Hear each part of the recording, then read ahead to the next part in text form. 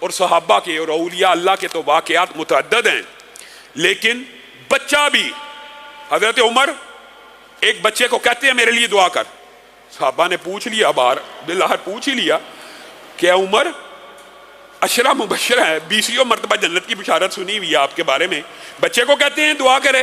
کہا ہاں بچے کو کہتا ہوں، کیونکہ یہ ابھی تک بالغ نہیں ہوا اور اس کے نامہ اعمال میں ایک بھی گناہ نہیں لکھا گیا۔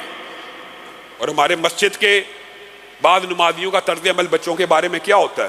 اور میرے بھائیو اللہ کے لیے ان بچوں کو مسجدوں میں آنے دو، ہاں مسجد میں آئیں، مسجد کا ادب بھی سکھایا جائے، یہ ایک بات ہے، میں مانتا ہوں مسجد کا ادب بچے کو سکھانا ضروری ہے، مسجدوں میں آوازیں بلند کرنا، اللہ معاف کرے، اللہ معاف کرے، مسجد النبوی کے اندر جس کے بارے میں قرآن میں آیتیں موجود ہیں کہ یہاں پہ اس گھر کے سامنے آواز بلند کرنا پورے کے پورے اعمال کو تباہ کر دیتا ہے، رسول اللہ کے آواز سے اوپر آواز، رسول اللہ کی مسجد میں اونچی آواز، یہ تو عام مسجدوں کے بارے میں بھی حکم ہے، بچوں کو منع کرنا چاہیے۔ اللہ تعالیٰ اس عذاب سے ہمیں محفوظ رکھے۔ اور بدقسمتی یہ ہے، یہ ٹھپا پاکستانیوں پہ لگ گیا کہ پاکستانیوں نے پہلے اگرچہ ہم اس کے اوپر بھی کہا کرتے تھے یار جوتی پہن لو، جوتی پہن لو، اس میں کوئی حرج نہیں، پلید زمین ہوتی ہے، کئی جگہ پہ غلاظت گیری ہوتی ہے، جوتی پہن لیا کرو، لیکن عرب کے اندر میں جب مدینہ میں تھا تو عربوں کا ایک تاثر پتہ کیا تھا؟ یار پاکستانی رسول اللہ صلی اللہ علیہ وسلم سے بڑی محبت کرتے ہیں۔ میں آپ کو عام تاثر عربیوں کا بتاتا ہوں، تو جو ہمارے اساتذہ تھے وہ کہتے ہیں یار اتنی محبت آپ کو وہاں پہ سکھائی جاتی ہے، یہاں پہ پاکستانی ہم دیکھتے ہیں وہ ننگے پاؤں پھر رہے ہوتے ہیں، اور اللہ معاف کرے اب انہوں نے وہاں پہ جو تماشا لگایا ہے پاکستانیوں کا، قوم میں حیثیت قوم پاکستانی کسی کو منہ دکھانے، جو اللہ تعالی ہمیں اس عمل سے معاف فرمائے۔ تو میرے بھائیے جو بچے ہوتے ہیں ان کو مسجدوں میں آنے دیں۔ میں اپنے بچپن کو سوچتا ہوں، میں جب بہت ہی چھوٹا تھا لیکن میں ابو کے ساتھ چینیا والی مسجد جاتا تھا، لوگ ہم سے بھی تنگ ہوتے ہوں گے، ظاہر ہے، ہم بھی خیموں سے لٹک جایا کرتے تھے، چادریں گر جاتی تھی، وہ شاید علامہ صاحب کے بیٹے ہونے کی وجہ سے برداشت کر جاتے ہوں۔ تو یہ بچے جو مسجدوں میں کھیل رہے ہیں انہوں نے ہی نمازی بننا ہے۔ جس مسجد کے اندر بچے موجود نہیں ہیں ڈر جائیں، آئندہ آنے والی نسل مسجدوں میں کیسے آئے گی؟ لیکن ان بچوں کو آپ نے ٹرینڈ بھی کرنا ہے، ان بچوں کی آپ نے تربیت بھی کرنی ہے کہ یہ اللہ کا گھر ہے، تمہارا گھر نہیں ہے، اس کے آداب ہیں، اس کی احتیاط ہے۔ بچوں کو لے کے آئیں، کوئی حرج نہیں ہے، لیکن جو انتظامیہ نے معاملات طے کیے ہوئے ہیں کہ بچے باہر صحن میں کھیل لیں، بچوں نے اگر ہال میں بیٹھنا ہے تو شور نہ کریں، اگر ہال میں بیٹھنا ہے تو مت کھیلیں، تو یہ انتظامیہ سے بھی خاص طور پہ میں خواتین کو کہنا چاہتا ہوں کہ تعاون کیا کریں، اس میں کوئی تعصب کی بات نہیں ہے۔ بعض خواتین مجھے میسج کرتی ہیں، بلکہ رکا بھی لکھتی ہیں کہ جی ہمیں بڑے ہال میں نہیں جانے دیا جاتا، ہمارے ساتھ بچے ہوتے ہیں تو باجی بچوں کو الگ کمرے میں بٹھا دیتی ہے۔ اور میری بہنوں بیٹیوں، اگر وہ بچے اور بچیاں آپ کے ساتھ اس حال میں شور کریں گی، باقی عورتوں کی نماز ڈسٹرب ہوگی، ان کے لیے علیحدہ کمرہ بنایا ہوا، کھیلیں، شور کریں، عبادت کریں، آپ ان کی تربیت کریں، ہمیں کسی بھی قسم کا کوئی اعتراض نہیں۔ تو حضرت عمر بچوں سے دعا کروا رہے ہیں۔ اور بات آئی ہے بچے کی، تو مسند احمد کی ایک حدیث میرے ذہن میں آ گئی اور بڑا اہم واقعہ ہے، یہ بھی ایک بچے کا واقعہ ہے اور صحیح سند سے ثابت ہے، بچے کا واقعہ۔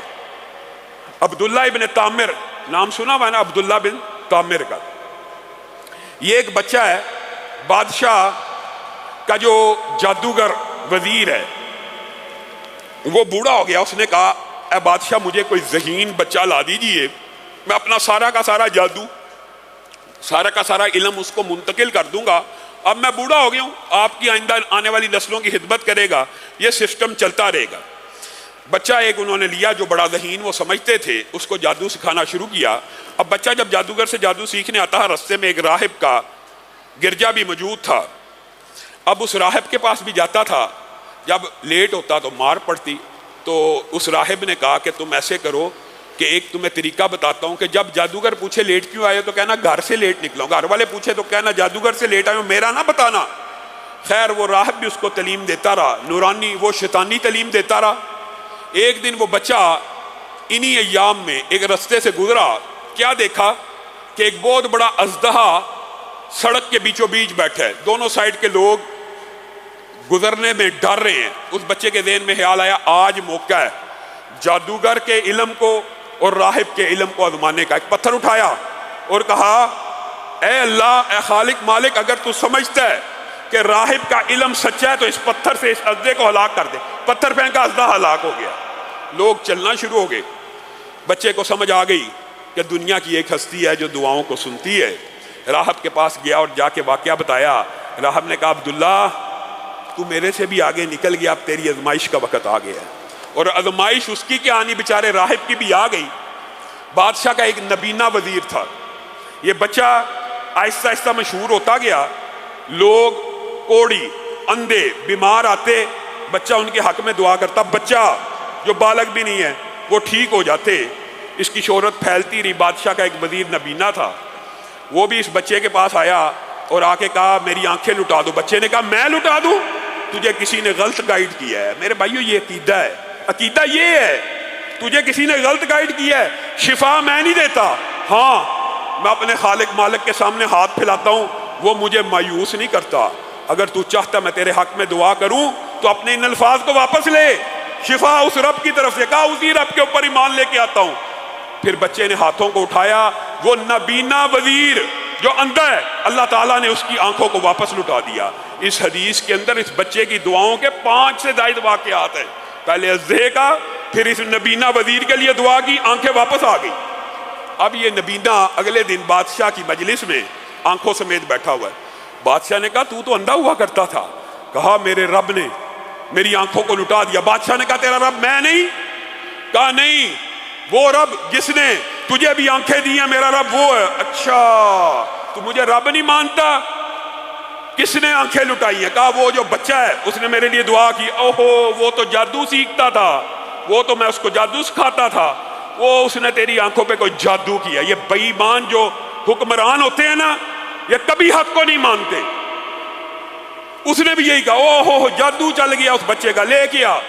بچے نے کہا میں نے تو وہی کلمات پڑھتا ہوں، وہی دعا کرتا ہوں جو راہب مجھے سکھاتا ہے. راہب کو بھی لے کے اور راہب کے 2 ٹکڑے کر کے اس کو شہید کر دیا. راہب کے اوپر پہلے آزمائش آ گئی اور بچے کو بہلانے پھسلانے لگا کہ مان جا تیرا رب میں ہوں. کہا نہیں، میرا رب وہ ہے کہ جس کے سامنے میں ہاتھوں کو پھیلاتا ہوں وہ میری دعا سن لیتا. اچھا تیرا رب اتنا طاقتور ہے؟ ہاں میرا رب. بچہ کہہ رہا ہے بادشاہ کو ہاں میرا رب اتنا طاقتور ہے. جاؤ اس کو پہاڑ کے اوپر لے جاؤ اور پھینک دو.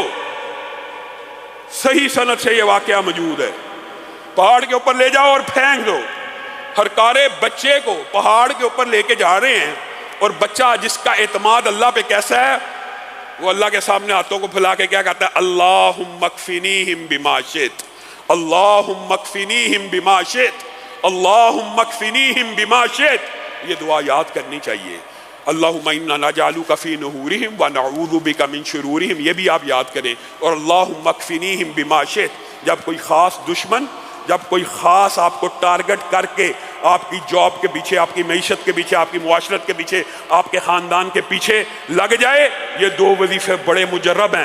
اللہم اکفنیہ، آپ نے کہنا یہاں پہ زیادہ تھے تو بچے نے کہا اللہم اکفنیہم بما شئت. اور اگر کوئی ایک ہو تو آپ نے کہنا اللہم اکفنیہ بما شئت، اللہ تعالیٰ مجھے اس کے شر سے دور کر دے جیسے تو چاہے. اور دوسری دعا ہے اللہم انا نجعلک فی نحورہم ونعوذ بک من شرورہم. اس بچے نے یہ 3 دفعہ کہا، پہاڑ کے اوپر زلزلہ آ گیا، سارے اہلکار مر گئے، بچہ اکیلا زندہ بچا، واپس بادشاہ کے محل میں آ رہا ہے اعتماد کے ساتھ، توکل کے ساتھ. ہاں کہا تھا نا میرا رب سچا ہے، تو جھوٹا ہے. بادشاہ کی پیشانی پہ بل پڑ گیا. یہ کیا، یہ تو عوام ساری کی ساری ایمان کو قبول کر لے گی، میرا کیا ہوگا. لاؤ لشکر کے ساتھ کشتی کے اوپر سوار کر کے کہا اس کو اب پہاڑ پہ نہ چڑھانا، یہ جادوگر ہے، یہ بچہ جادوگر ہے. معاذ اللہ، عقل پہ دیکھو کیسا پڑ رہا ہے، یہ جادوگر ہے. اس کو سمندر کی تہ میں غرق کر کے آنا. پورا لاؤ لشکر کشتیوں کے اندر بیٹھ کے اس بچے کو ڈبانے کے لیے سمندر کی تہوں میں پھینکنے کے لیے جا رہا ہے. وہاں پہ بھی اس بچے کے منہ سے الفاظ نکلے 3 مرتبہ اللہم اکفنیہم بما شئت، اللہم اکفنیہم بما شئت، اللہم اکفنیہم بما شئت. اللہ مجھے ان سے نجات دے جیسے تو چاہے، تیری مرضی. کشتی ساری کی ساری ڈوب گئی، سارے اہلکار مر گئے. بچہ ایک تختے کے اوپر پھر شان کے ساتھ بادشاہ کے محل میں داخل ہو رہا. لوگوں کا ایمان تو ظاہر ہے اس بچے کے رب کے اوپر مستحکم ہوتا چلا جا رہا تھا. بادشاہ کا داؤ، بادشاہ کا وار کمزور پڑتا چلا جا رہا تھا. بچہ مر نہیں رہا. بچے نے اس وقت ابلاغ کی اور تبلیغ کی عجیب و غریب سنت کو زندہ کیا، اپنی جان کو قربان کر کے لاکھوں لوگوں کی، ہزاروں لوگوں کے ایمان کا باعث بن گیا۔ کہا بادشاہ مجھے مارنا چاہتا ہے تو میں تجھے ایک بات بتاؤں، میرے رب کا نام لے کے تیر چلا دے، میری کن پٹی کے اوپر رکھ کے نشانہ لے کے تیر چلا دے، میرا رب مجھے ہلاک کر دے گا، میرا رب مجھے شہید کر دے گا۔ بادشاہ نے کہا کسی طرح اس سے جان تو چھڑوائی جائے، یہ عجیب و غریب معاملہ ہو گیا۔ تیر چھوڑا، بچے کے رب کا نام لے کے تیر کو چلایا، تیر کن پٹی پہ لگا۔ بادشاہ نے سمجھا بچہ تو مر گیا، پوری بستی اور پورے قریے نے ایمان کو قبول کر لیا۔ اس نے کہا یہ تو ساری کی ساری تدبیریں الٹی ہو گئیں، میں تو ان کو یہ کہنا چاہتا ہوں رب میں ہوں، یہ تو بچے کے رب کے اوپر سارے کے سارے ایمان لے آئے۔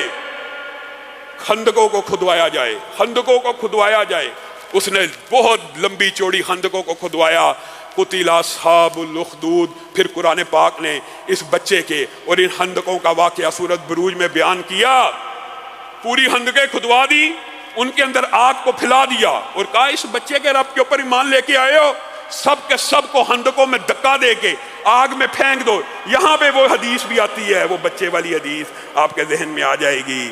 ایک عورت ایک دودھ پیتے بچے کے ساتھ خندق کے کنارے پہ کھڑی ہے اور ہچکچا رہی ہے کہ میں تو چلو عمر گزار چکی ہوں، یہ میرا دودھ پیتا بچہ ہے، ابھی چھوٹا ہے، اس نے تو ابھی دنیا دیکھی نہیں، میں خندق میں کود گئی تو مر جائے گا۔ وہ بچے نے دودھ چھوڑا اور ماں کو کہا ہے ماں کود جا، بے فکر ہو جا، یہ لپٹتی ہوئی اور لبکتی ہوئی آگ نہیں ہے بلکہ جنت کے باغات ہیں۔ یہی وہ بچہ ہے کہ پھر حضرت عمر کے دور میں بات آئی ہے، تو اس لیے تفصیل سے بیان کر رہا ہوں کہ پھر کئی مرتبہ موقع نہیں ملتا۔ اس کی ایک مرتبہ قبر کشائی ہوئی، اچانک کسی واقعے کی وجہ سے یہ قبر کھد گئی، تو حضرت عمر کو خبر ملی کہ عبداللہ بن عامر کی قبر اچانک کھل گئی ہے اور اس کو کھول دیا گیا ہے، اور وہ اپنے ہاتھ کو اپنے ماتھے پہ رکھ کے قبر میں اطمینان اور سکون سے بیٹھا ہے۔ حضرت عمر اس کی زیارت کے لیے بھی گئے، بعض روایات میں یہ بھی آتا ہے، اور اس بچے کا ہاتھ جب یہاں سے ہٹایا گیا اسی وقت خون بہنا شروع ہو گیا۔